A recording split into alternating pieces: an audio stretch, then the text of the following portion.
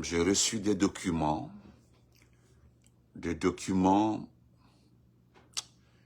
pour lesquels j'ai beaucoup de respect pour ces personnes.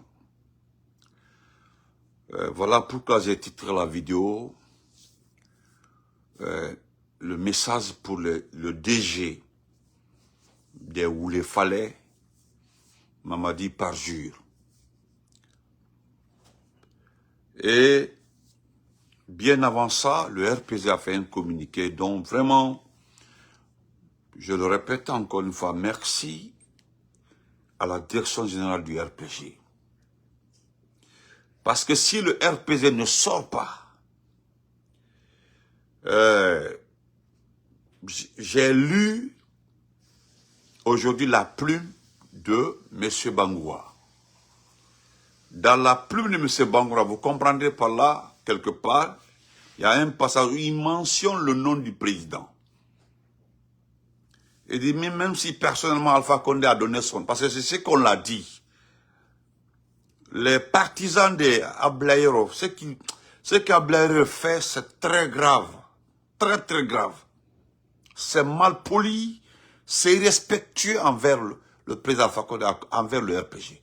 Comment un responsable comme ça, quelqu'un qui a été vice-gouverneur, ministre de l'enseignement supérieur, qui a démissionné en pleine campagne de troisième mandat, peut aujourd'hui accepter de valider ce qu'on appelle le plus grand parjure au monde.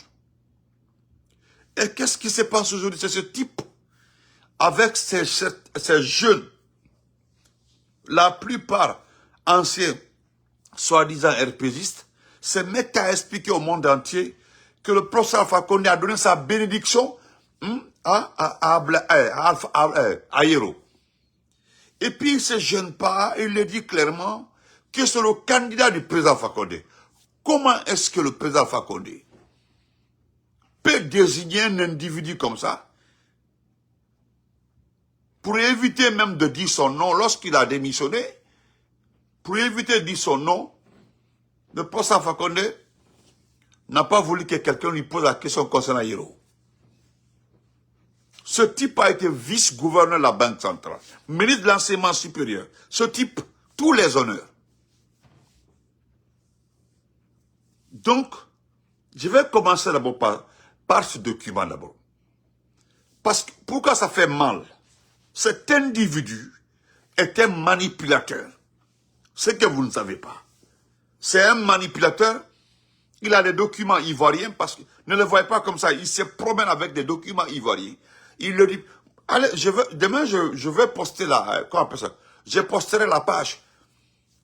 Là où il est né, ses amis de la Côte d'Ivoire, là où il a grandi, il a étudié en Côte d'Ivoire. Il a fait toutes ses études en Côte d'Ivoire. Ses amis disent qu'on a un candidat à Guinée. On dit le natif de Gagnoa. Il est né à Gagnoa. Gagnoa, c'est dans le Côte, parce que c'est le nord ou nord-est de la Côte d'Ivoire. Cet individu-là. Vous savez pourquoi cette fois-ci, je ne vais pas appeler le président le demander? C'est parce qu'il va me dire, mais attends, une fois, c'était sur quoi, bah, il dit, attends, quand tu me vois, arrête de me demander, arrête de me poser des questions bêtes comme ça, là.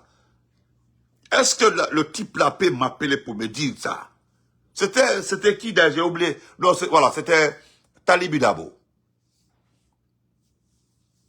Demande à Talibi Dabo s'il a mon numéro. Il faut demander à Talibi Dabo s'il a mon numéro. Est-ce que Talibi Dabo peut prendre son téléphone? Parce qu'à un moment là, on disait qu'un ancien RPJ, un ancien haut cadre, a rencontré le président Alpha Condé, il cède le fauteuil, tête, des conneries. Et ce type-là, avec des jeunes, j'ai pas envie, j'avais trop de respect pour ce monsieur-là. Trop de respect pour lui. Mais tu penses que tu peux t'en sortir comme ça? Nous allons t'aider. Voilà. Je vais lire le communiqué du RPG.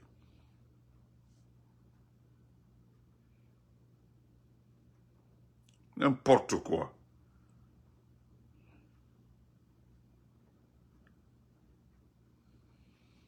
Permettez-moi, voilà.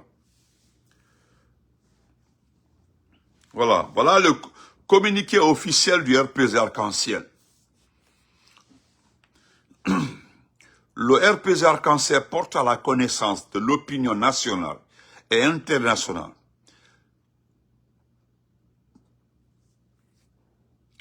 qui circule depuis quelque temps des rumeurs fallacieuses prêtant au président Alpha Condé,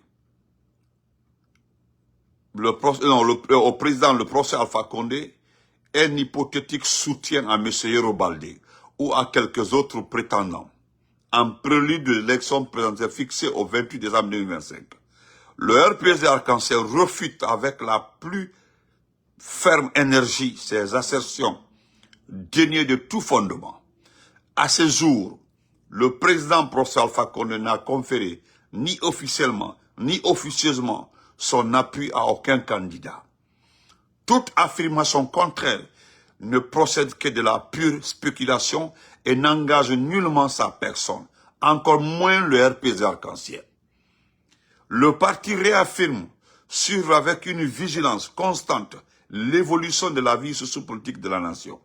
En conséquence, le RPG Arc-en-Ciel en appelle à la clairvoyance des citoyens, des médias, des militants, des sympathisants, ainsi que de l'ensemble des acteurs politiques, les exhortant à ne se fier qu'aux informations émanant des canaux officiels.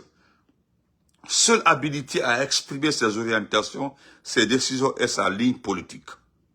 Fait à Conakry le 20 novembre 2025, le bureau politique national, RPG Arc-en-Ciel, le secrétaire administratif. Voilà. Donc c'est clair. Le communiqué le dit clairement.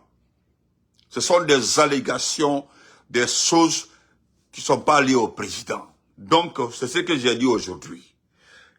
Vous devez faire référence, hein, comme en Côte d'Ivoire, là, parce qu'ils sont allés encore, ils sont en train de dire à tous les ressortissants guinéens là-bas, qui sont du RP, l'IFDG, que ce type-là qu'on appelle Yero est le candidat du RPG, donc on est tel. Et ça, c'est un document officiel. Voilà, le document signé par le secrétaire administratif. C'est un document officiel. Donc ce bandit, ce fainéant, ces manipulateurs qu'on a payé sa bande, hein, n'ont qu'à donner aux Guinéens un programme. C'est ce que nous avons dit. Si vous partez aux élections, au lieu de ça, vous avez vu, vous êtes fort, vous êtes populaire, c'est comme Doumbouya. C'est-à-dire, il y a Doumbouya. On dit c'est l'homme le plus aimé de ce pays-là, l'homme providence, l'homme, c'est-à-dire c'est un envoyé de Dieu. Mais il n'arrive pas à mobiliser même un tiers des personnes ressources pour sa cause. Regardez par exemple, c'est un exemple. Voilà ce qu'ils ont décidé de faire. Voilà. On dit tous les préfets se retrouvent actuellement répartis dans 2 régions. Tous les préfets. 1. Kindia, y compris ceux de Mamou, Labé et préfecture proche pour préparer la campagne et les dispositions pour les élections. La même consigne pour ceux de la forêt et Kankan regroupés à Kankan pour le même objectif. Vous avez vu ça? Les directeurs de campagne des sous-préfectures, les préfectures, sont en route pour prendre part à la rencontre prévue le samedi 22 à 10h au chapiteau Baïssa, à l'esplanade du Palais du Peuple. C'est-à-dire, eux seulement, des milliards pour montrer au monde entier qu'ils sont organisés. C'est juste pour dire qu'ils sont organisés. Tous les préfets, c'est-à-dire à Mamou, les préfectures les plus proches, et puis à Kankan, la forêt et autres, les directeurs se regroupent uniquement pour une campagne, c'est par rapport à quoi? Donc je reviens sur un document, je vais lire ça aussi, pour rappeler ceux qui ont la courte mémoire. Voilà, nous rappelons aussi la liste là, écoutez-moi très bien, voilà une liste, c'est regrettable, c'est touchant, ça touche Bouba Samsa, merci pour les cœurs. Cette liste-là, quand je l'ai eu aujourd'hui, j'ai juste baissé ma tête comme ça et puis voyagé dans le vide. Voilà cette liste. Mamadi Parjou Doumbouya, le directeur des Oulefalais dans ce pays-là, le grand menteur. Écoute-moi très bien, voilà une liste pour rappeler ta sœur aujourd'hui qu'on fête à Kankan parce qu'elle est directrice de campagne. cette ancienne vendeuse de poissons. C'est-à-dire, je me demande même, hein, on paye certains jeunes pour venir sortir, manifester leur joie, que parce qu'une illettrée comme ça est devenue directrice de campagne. Au Falambra, moi je l'ai dit, hein, Aïcha Doumbouya là, risque d'être gouverneur de Cancan. Gardez, écrivez, celle-là, quelqu'un va sortir un diplôme un jour pour dire oui, elle a été à l'école, elle a fait l'université, elle est gouverneur de Cancan. Ni même marqué Cancan gouverneur, c'est qu'elle n'était. C'est qu'elle n'était. C'est elle qui gère le préfet et le gouverneur de Cancan. Ah bah même faut les là. Donc voilà cette liste. Alme Hankli Sinteonia. Vous qui supportez ces criminels-là, écoutez ça très bien. Voici la liste. Les personnes ont disparu sous le régime CNRD. La liste est non exhaustive. Un d'abord, le premier disparu. Nous avons Mofa Soriduno, féticheur, prédicateur, enlevé en juin 2023, porté disparu. Nous avons deux, Chef Moussa Cheikh Souma, force de défense et sécurité, enlevé en novembre 2023, porté disparu. 3. Colonel Célestin Bilivogui, FDS, enlevé en novembre 2023, retrouvé mort le 25 septembre 2024 à la morgue de l'hôpital Ignace D. 4. Oumar Silla, alias Fonike Mange, enlevé le 9 juillet 2024, porté disparu. 5. Mamadou Biloba, FNDC, enlevé le 9 juillet 2025, porté disparu. Seko Nimaga, Sadou Nimaga, ex-secrétaire général du ministère des Mines, enlevé le 17 novembre 2024, porté disparu. 7. Ousmane Yeroui, enlevé le 14 novembre 2024, porté disparu. Mettez les cœurs, mettez les cœurs. 9. Djeliman Kouyaté, Griot, enlevé le 1er juin 2025, porté disparu. Voilà. 10. Elaz Amadou Keita, père de Babila, journaliste, enlevé le 29 septembre, porté disparu. Vous avez Faulan Kamano, enfant d'Eli Kamano, artiste activiste, homme de politique, enlevé le 16 novembre 2025. 2. Robert Kamano, enfant d'Eli Kamano, voilà, enlevé aussi. Voilà. 3. Il y a ça c'est tout récemment. Sa Fomba Kamano, frère d'Eli Kamano, artiste activiste, homme politique. Voilà. Maintenant, il y a Mabori de l'IFDG. Mais ce que vous ne savez pas, c'est une liste non exhaustive. On le dit ici. On dit ni la chaîne de montagne de Simandou, ni leur campagne de propagande, qu'elle soit nationale ou internationale, ni les constitutions, ni les théories juridiques, ni même les élections présidentielles ne pourront cacher ces crimes contre l'humanité. Aucun de ces crimes ne restera impuni. Aucun de ces crimes. Je reprends la partie. La chaîne de montagne de Simandou, ni la chaîne de montagne de Simandou, ni leur campagne de propagande, qu'elle soit nationale ou internationale, ni leur constitution, ni les théories juridiques, ni même les élections présidentielles ne pourront cacher ces crimes contre l'humanité. Aucun de ces crimes ne restera impuni. Voilà, c'est que là, je dis bien, c'est bien écrit, c'est ça. Aucun de ces crimes ne restera impuni. Wallahi billahi tallahi, si vous comptez sur la durée du pouvoir de Mamadi, Albert Dissik Bassero Kodon, que le pouvoir va durer comme ça. Nele Kafalnyana. Alma Kobrasa. Maintenant, voilà des documents références. Alors, ça, c'est sur Simandou. Voilà les documents. Ça, ce sont d'autres documents encore. Des documents très bien détaillés. Voilà, où on voit ici. Ça, c'est des documents qui sont venus, je les ai obtenus du département des mines. Vous savez, c'est l'un des travailleurs du laboratoire de Simandou, les mines de Simandou, le laboratoire des mines de Simandou.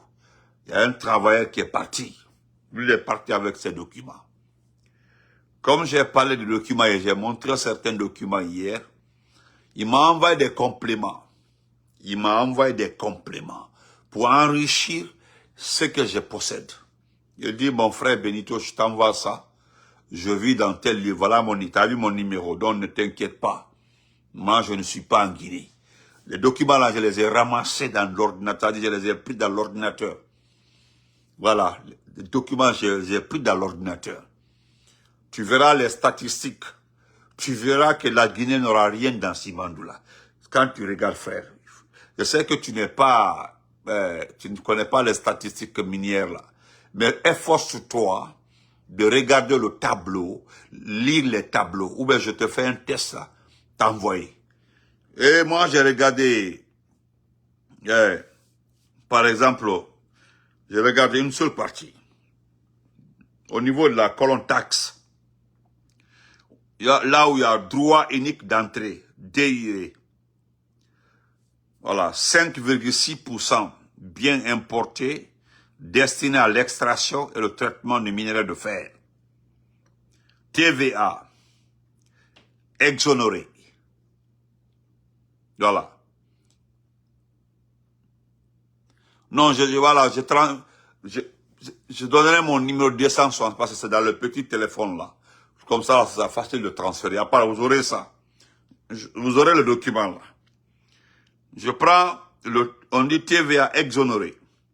Sauf les importations de biens exclus du droit à déduction en application du GG et les effets exclusivement destinés à l'usage personnel des employés de Simfer SA. Sinon, tout le reste là est exonéré. Mais,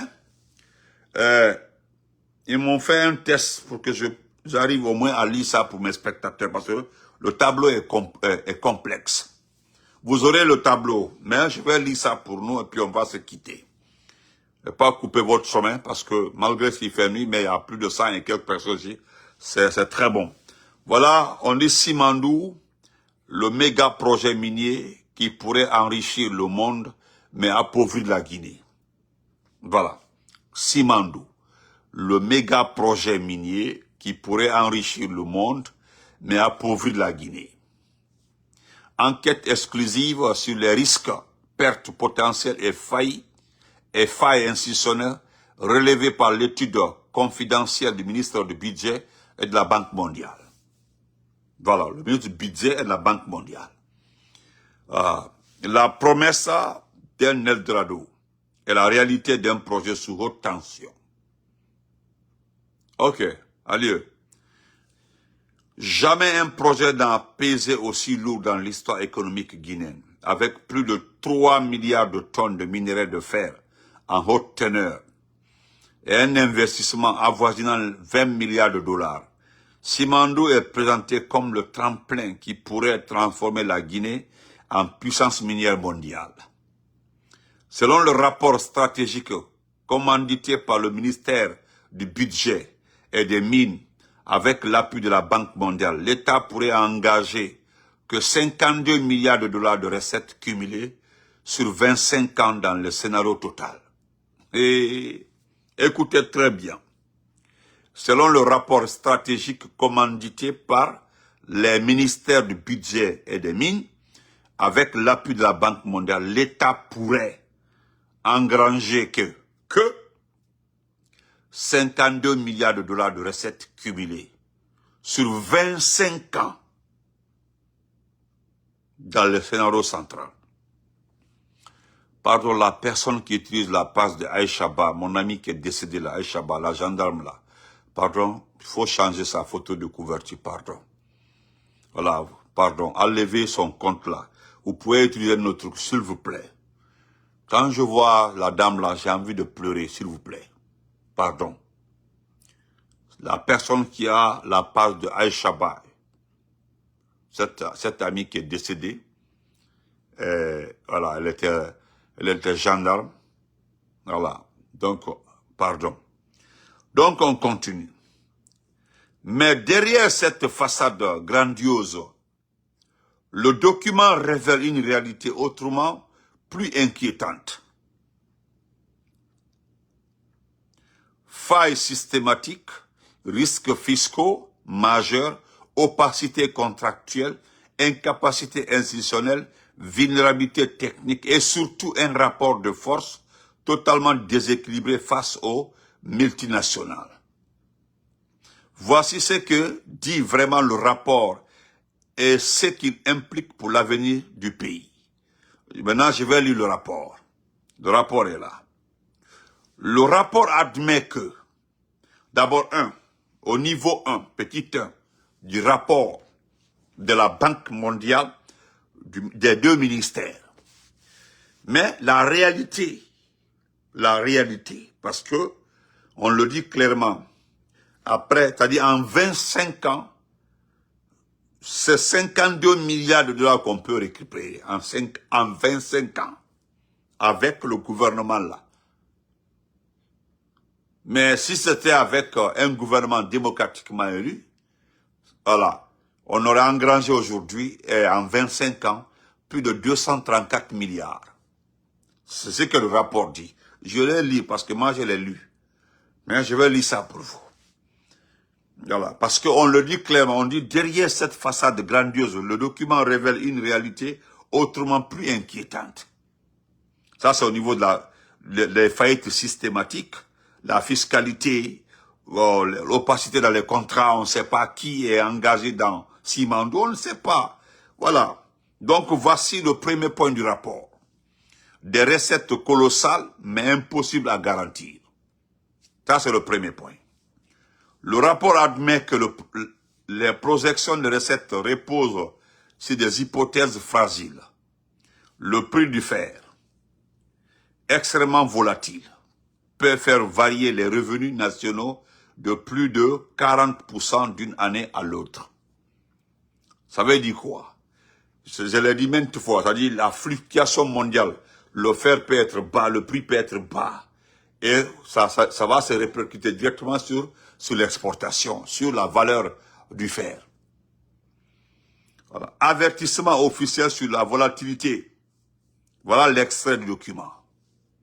Les recettes totales de l'État varient significativement en fonction du prix du minerai. Une hausse de 20% du prix conduit à une augmentation de près de 40% des recettes. En d'autres termes, la Guinée joue sa stabilité budgétaire au casino des marchés mondiaux, au casino. C'est ça, c'est au casino, quoi. 2. Le talon d'Achille, 60% des recettes exposées à la manipulation. Ouais, 60% des recettes exposées à la manipulation. Ils expliquent. Le cœur du scandale potentiel réside dans cette phrase du rapport passé sous silence dans les communications publiques. Risque majeur sur le prix des transferts, extrait du document. Près de 60% des recettes proviennent de l'imposition des bénéfices, où le principal enjeu résiderait dans le contrôle des prix de transfert.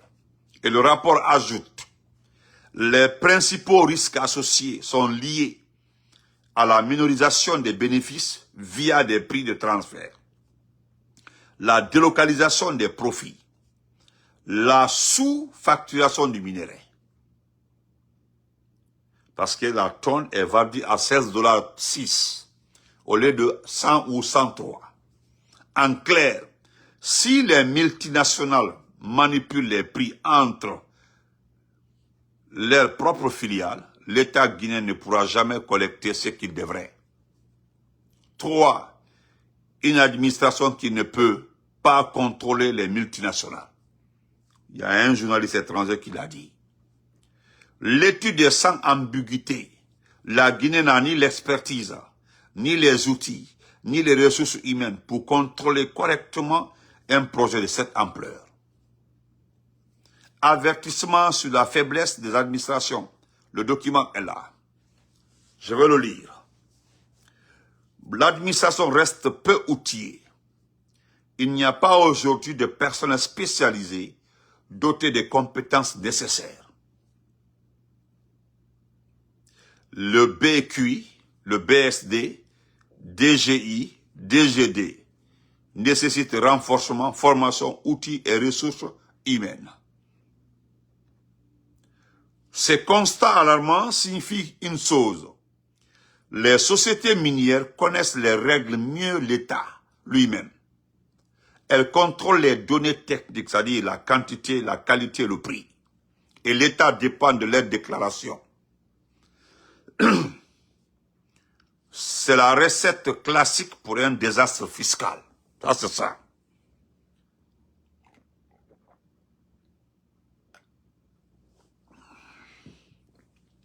Quatre, une opacité contractuelle dangereuse. Les nouvelles conventions toujours secrètes. Merci mon grand Zézé. Voilà ce que le rapport dit. Ok, Baka Brooklyn, ok, comment vas-tu? Voilà ce que le rapport dit, encore. Au niveau 4, c'est une opacité contractuelle dangereuse. Les nouvelles conventions toujours secrètes. On ne sait pas qui est dedans. Qui a quoi, à quelle hauteur il a engagé son envoi. On ne sait pas. Et voilà les explications du rapport. Le rapport est obligé de le reconnaître. Les conventions renégociées, écoutez bien, renégociées, parce qu'il y a les conventions négociées au temps d'Alpha Condé. Mais cette fois-ci, c'est les conventions renégociées. Les conventions renégociées en 2023 par les autorités de la transition n'ont pas été communiquées aux experts chargés de l'étude. N'ont pas été communiquées.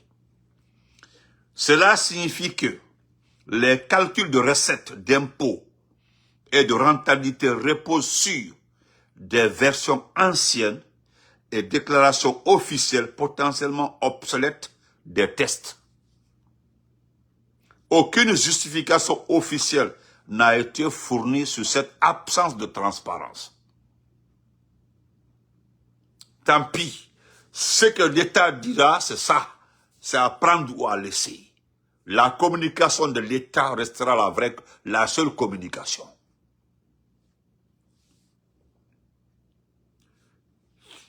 Numéro 5. Des exonérations qui déshabillent l'État. Les exonérations. Exemple, te dit que bon, toi, tu envoies ça, mais tu payes pas ça. Numéro 5, au point 5. Voilà ce que le rapport dit. Le rapport nous dit que certaines entités du projet bénéficient d'exemption totale, y compris sur des taxes essentielles. Mais là, le problème, voilà, le rapport l'explique. Exonération choquante, extrait du document. Voici le document.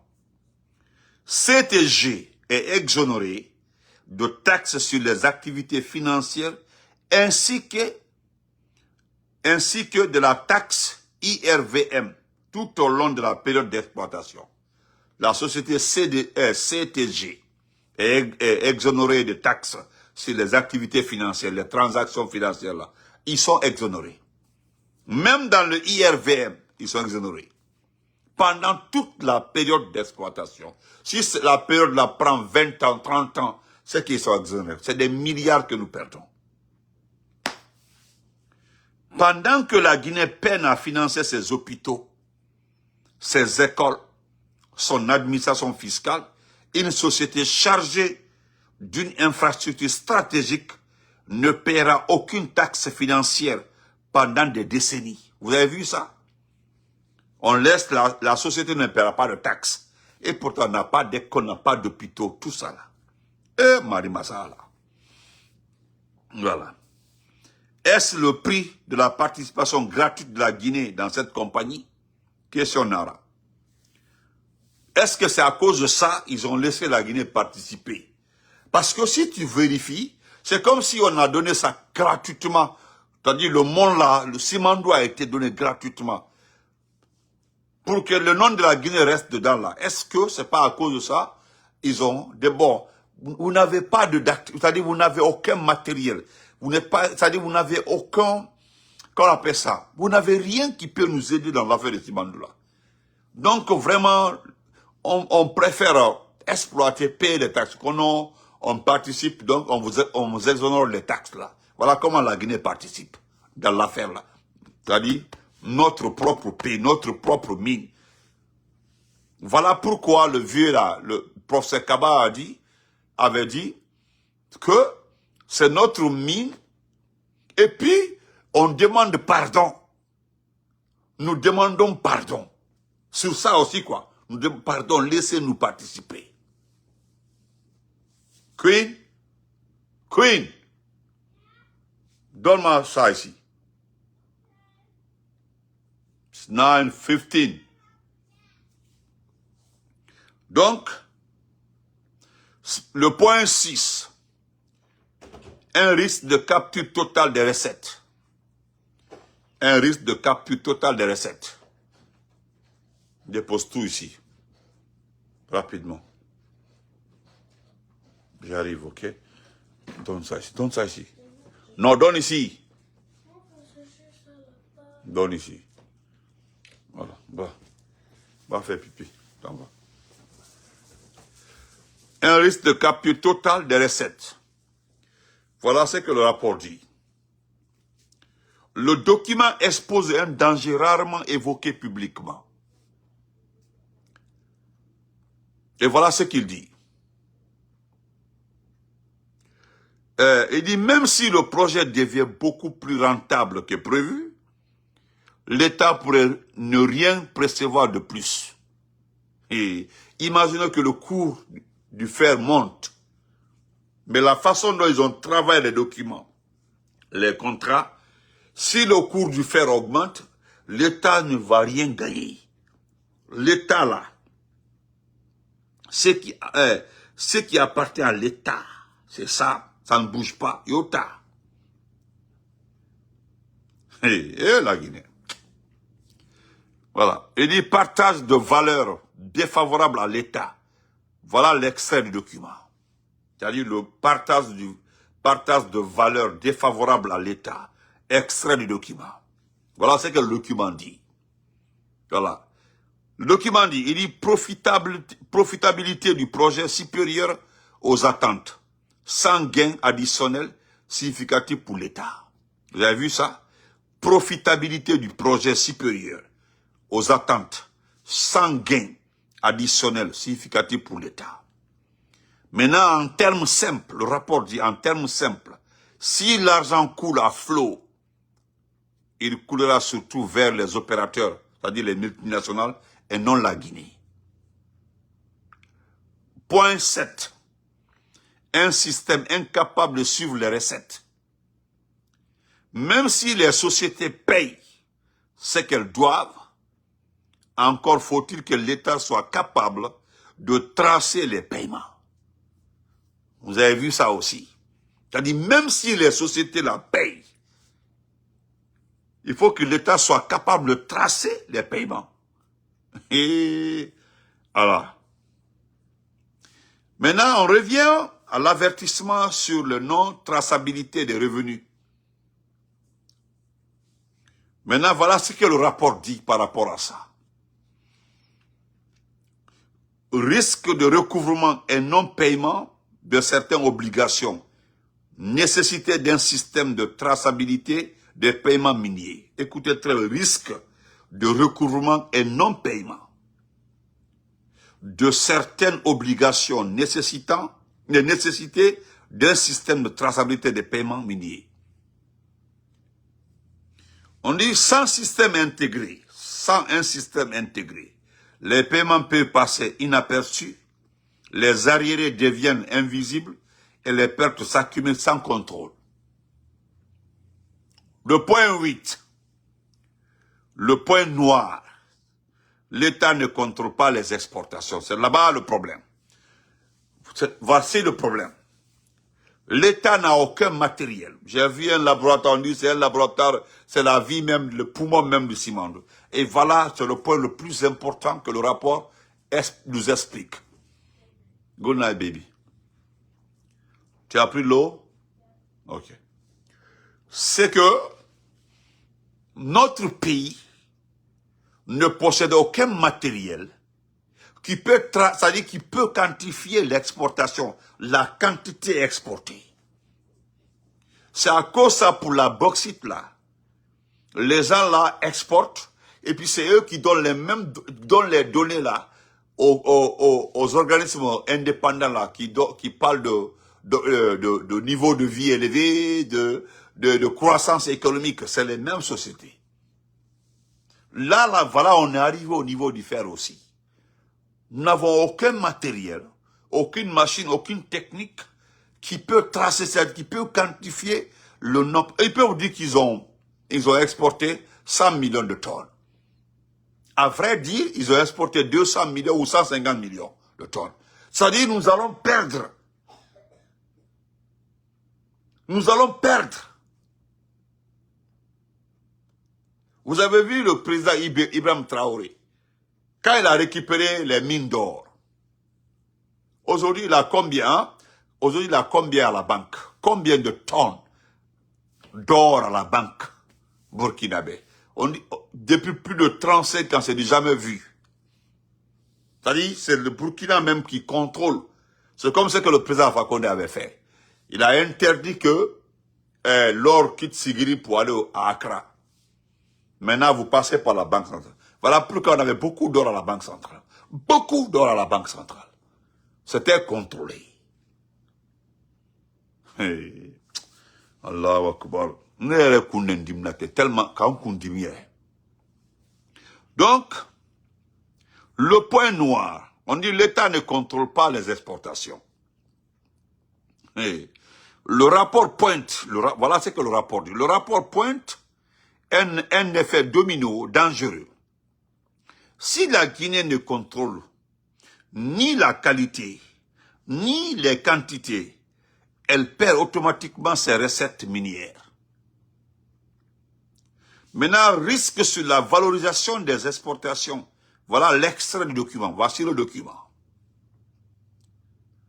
L'enjeu lié à l'impact de la valorisation des exportations sur les recettes minières.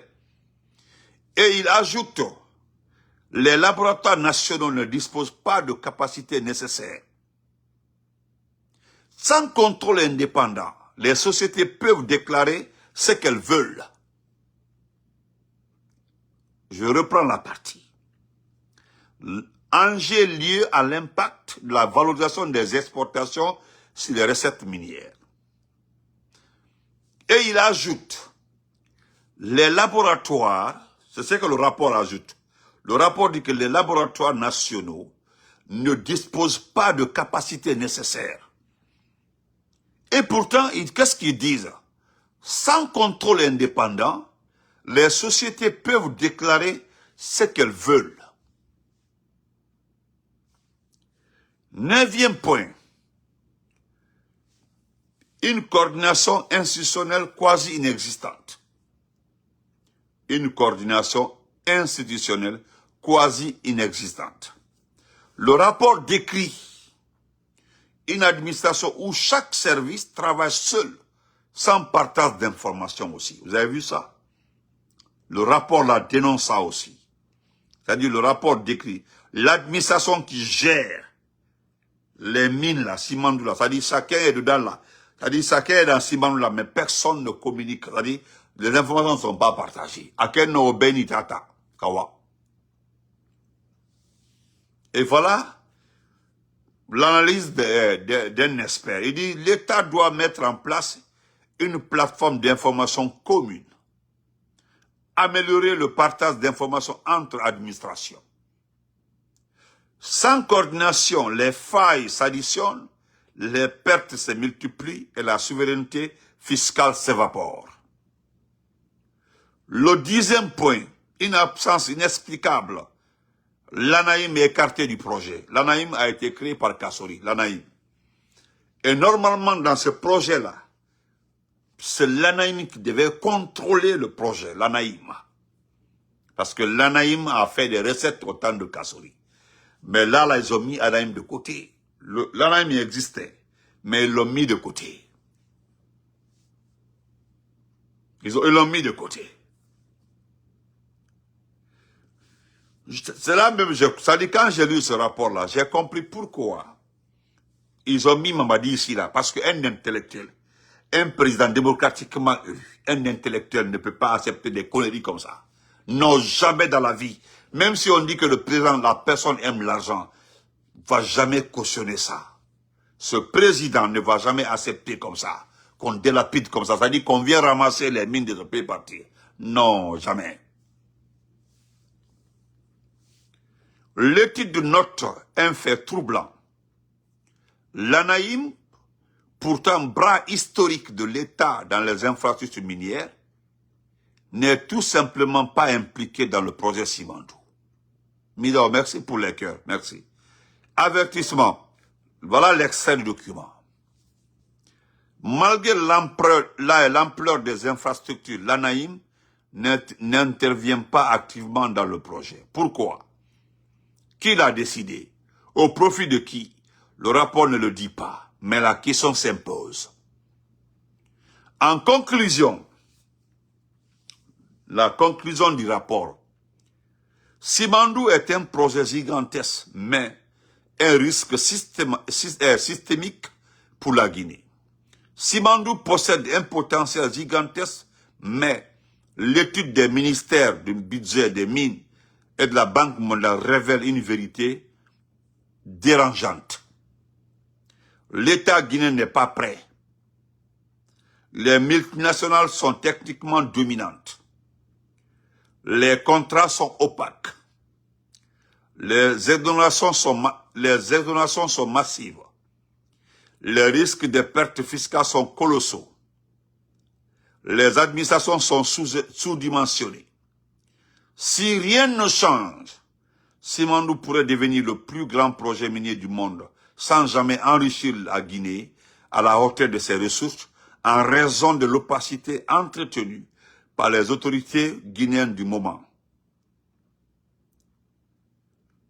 Ouais. Anonymous Premier, l'autre citoyen indigné qui vient de se réveiller dans le presqu'île de Kano. Donc voilà, l'expert l'a écrit, ça, il a pris des extraits. Ce sont les extraits, il a expliqué, il a détaillé, on le dit merci. Merci mon frère. C'est un ancien travailleur d'abord, quand il a vu, lui il a pris, il est parti. Il se trouve aujourd'hui en Europe. Et il m'a envoyé tous les documents. J'ai tous les documents. Tout est là. Et documents, page par page. Tout est là. Donc, on se reprend demain sous la protection divine, Inch'Allah. Oui. Donc, je reviens encore sur le communiqué. Voilà. Le communiqué du RPG. N'oubliez pas, hein. Pardon, n'oubliez pas le communiqué du RPG. Nous devons régler les comptes. Voilà.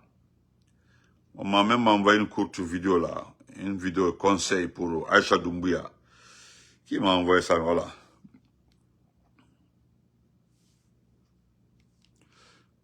Vous savez, au Gabon aujourd'hui, ce qui fait rire. Au Gabon, l'ambassade de France a donné 5 vélos à la police gabonaise. Ça dit 5 vélos. 5 vélos. Good night to Mida, merci. Donc écoutez, c'est un truc intéressant. Je voulais dire à l'ambassadeur de la paix, Grand P. Grand P, tu es l'ambassadeur de la paix. Petit, tu as le passeport diplomatique. Il a donc lié. Moi, je te respecte. Une tafle en commandement, donc il est. Tu es ambassadeur de la paix.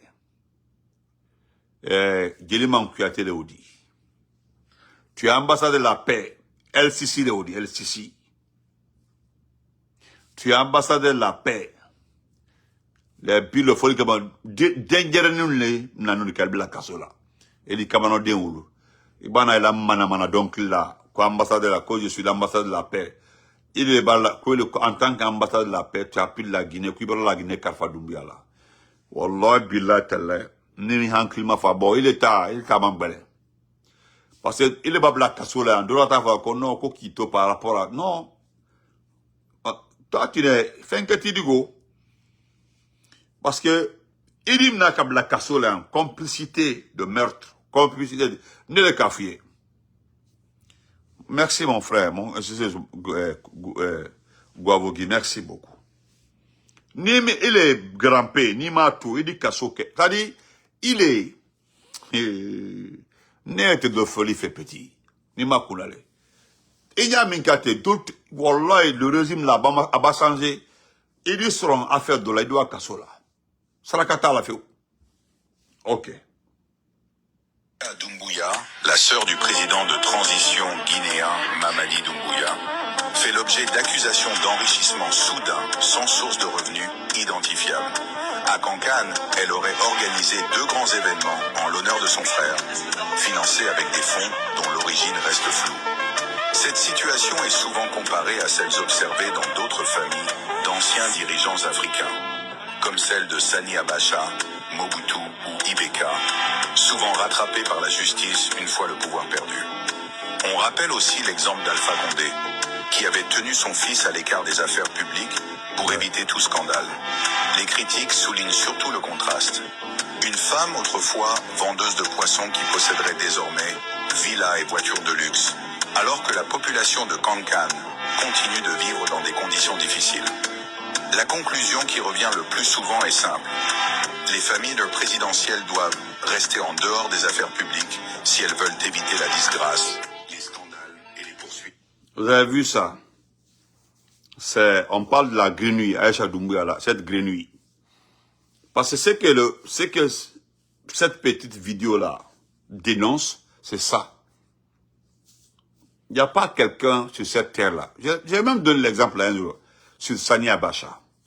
Vous ne verrez nulle part un membre de la famille de Sani Abacha sorti de l'eau. Il a détruit toute sa famille. Même ceux qui sont innocents là, ceux qui ne sont pas concernés là, ne peuvent pas aujourd'hui travailler dans un milieu où, sans que quelqu'un dise, ah voilà, son père a fait ceci, son père a fait cela. Le seul côté bénéfique, les 3 milliards qui étaient déposés dans une banque suisse ont été rétrocédés au pays à travers les investissements. 3 milliards de dollars. On voyait le fils de Ibeka qui est en Côte d'Ivoire là, vous avez vu, il est en Côte d'Ivoire, mais il peut pas faire des activités. Le petit a été le président de la commission de défense à l'Assemblée nationale, l'argent avec ses amis. Vous avez vu, ils ont cité l'exemple du président Alpha Condé qui avait mis à l'écart son enfant pour l'éviter des scandales. Oui, c'est ça. Je l'ai dit dans le procès Alpha Condé, c'est lui-même en personne. Il a dit à son fils, quitte. Son fils pouvait quitter, mais rester en Guinée. Mais il a éloigné son fils de la Guinée. Ça, c'était un exemple exceptionnel. Le président Alpha Condé. Il a demandé à Mohamed de partir. Si j'ai mon propre argent là, je peux te donner. Va te débrouiller. Et c'est quelqu'un qui a fait de très bonnes études, Mohamed. Il a fait de très bonnes études. C'est-à-dire, il a interdit à son fils de participer ici, c'est-à-dire d'être actionnaire dans une société dans ce pays-là. Même être actionnaire, il n'a pas accepté. Il a refusé que son fils soit actionnaire, soit chef d'entreprise dans ce pays-là. Il a totalement refusé. Et aujourd'hui, sinon, imaginez 2 mandats avec des projets. Mohamed serait en prison quelque part aujourd'hui. Il serait aujourd'hui traqué partout. Mais regardez-les. Le passeport qu'il détient, ce n'est pas un passeport guinéen. Je ne dirais pas son passeport. Vous avez vu, il voyage, il fait ses propres activités. Il n'a pas de problème avec quelqu'un. Tandis qu'il y a des enfants des chefs d'État aujourd'hui qui ne peuvent pas. Dès que tu sors la tête, on dit voilà le fils d'Ali Bongo. Oh, voilà le fils de Sani Abacha. Oh, voilà le fils de tel. Oh, voilà. Mais aujourd'hui, Mohamed Condé peut sortir partout, même après Doumbouya, il peut aller là où il veut. Qui peut le débouler, tu as volé des milliards à Guinée. Vous ne verrez jamais son nom, quelque part où il a signé, ou bien il a accompagné quelqu'un, son père, pour gagner un projet. Nulle part. Voilà Aïcha Doumbouya. Le documentaire le dit même. Une ex-vendeuse de poissons, aujourd'hui, propriétaire de villas, roule dans des voitures hein, de 200, 300, 400 millions. Parce qu'elle est la sœur de Doumbouya. Parce que c'est elle qui vient directement après Doumbouya. Après Doumbouya, c'est elle. Hein? Celle qui était tandis que la population de Kankan, le documentaire précise, hein, tandis que la population de Kankan souffre. C'est-à-dire, quand vous rentrez à Kankan, vous partez dans certaines familles, même le manger, les gens mangent 1 fois par jour, 2 fois même, difficilement 2 fois par jour. Tandis que voilà une petite famille, une famille qui était là, pauvre, monopolise tout à Kankan aujourd'hui. Monopolise, gère tout à Kankan aujourd'hui. Moi, je vous dis bonne nuit, on se reprend demain. Merci.